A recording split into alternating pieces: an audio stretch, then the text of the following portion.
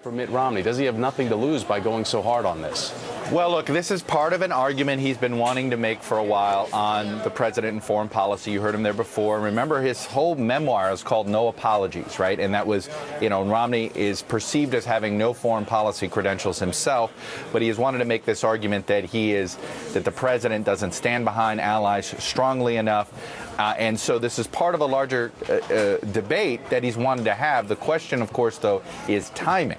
And did he do himself any good by doing it when he did, before the facts were known, before we knew that an ambassador had been killed, and that Romney was responding to a statement from a U.S. embassy who at the time was trying to quell protesters, and it's a statement that the White House later backtracked from, as Mitt Romney noted there. But clearly he decided politically, and I think he may have been right, it would have been worse for him as far as a leadership strength test, that sort of thing, to back down from his statement that he did overnight, that he had no choice but to quote-unquote double down with his criticism, and at this point hope that it does spark the larger debate on the management of the Arab Spring, which is a legitimate debate to have about the relationship between the United States, sometimes Middle East allies. We got to define what is Egypt these days, how much of an ally is it, and so he clearly is drawing lines in the sand a lot earlier than you would expect at a moment like this, when sometimes a challenger realizes,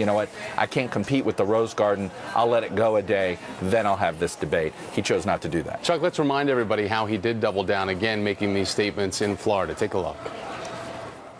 I spoke out when the key fact that I referred to was known, which was that the Embassy of the United States issued what appeared to be an apology for American principles.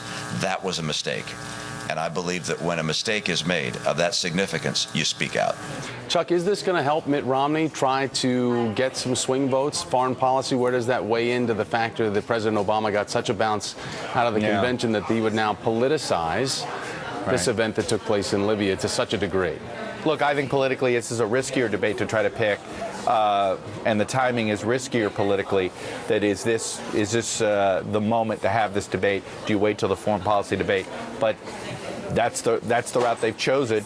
I know behind the scenes there is some Romney surrogates who are second guessing whether the timing of this was the right timing, was appropriate given the events that were still unfolding at the time. So, I think there is more risk here than potential reward. Yes, he's created a debate now, and he's part of this story.